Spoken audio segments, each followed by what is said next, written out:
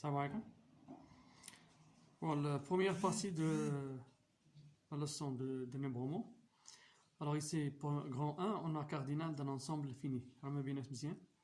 Bon, définition, si A est un ensemble non vide, alors soit A un ensemble non vide.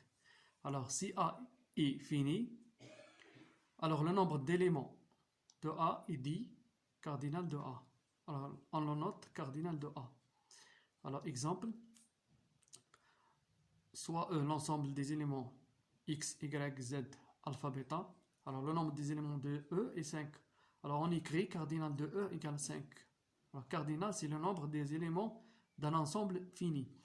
Un ensemble fini, c'est un ensemble qui contient des éléments, un nombre fini d'éléments.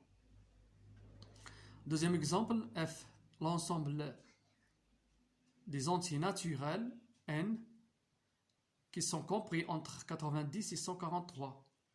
Alors le cardinal de F est 143 moins 90 plus 1.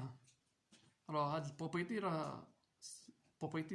les suites, il y a n moins p plus 1, le nombre de termes. Alors qui est égal à 54. Alors remarque. Alors l'écriture cardinale de R n'a pas de sens car n n'est pas fini. L'ensemble R des nombres réels, c'est un ensemble qui n'est pas fini.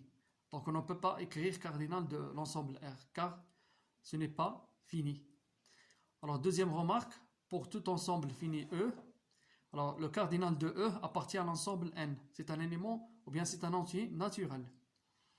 Troisième remarque, par convention, cardinal de l'ensemble vide égale 0. Convention, c'est-à-dire stellaire. Alors, il y a des conventions qui sont pour compléter une définition. Quatrième remarque, si A et B sont finis et que A est inclus dans B, alors l'ensemble ou bien le cardinal de B moins A égale à le cardinal de B moins le cardinal de A. Alors, c'est quoi B moins A? C'est l'ensemble des éléments de B privés des éléments de A. C'est-à-dire, on prend l'ensemble B, on relève les éléments de A qui sont inclus dans B, alors il reste des éléments. Alors les éléments restants, on le note B moins A. Alors cette propriété n'est pas valide si A n'est pas inclus dans B.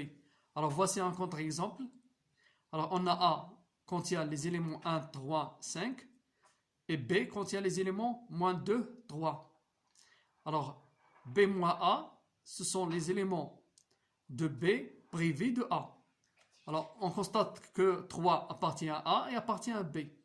Donc, B moins A, il faut relever le nombre 3. Il nous reste seulement le nombre moins 2. Alors, vous voyez bien, B moins A égale à l'ensemble, ou bien le singleton moins 2. Donc, le cardinal de B moins A égale à 1. C'est un seul élément.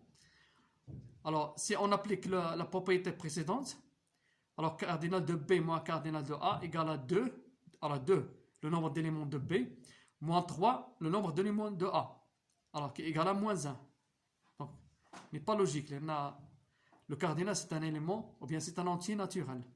Donc, la propriété de la remarque, cardinal de B moins A égale à cardinal de B moins cardinal de A, est vrai lorsque A est inclus dans B.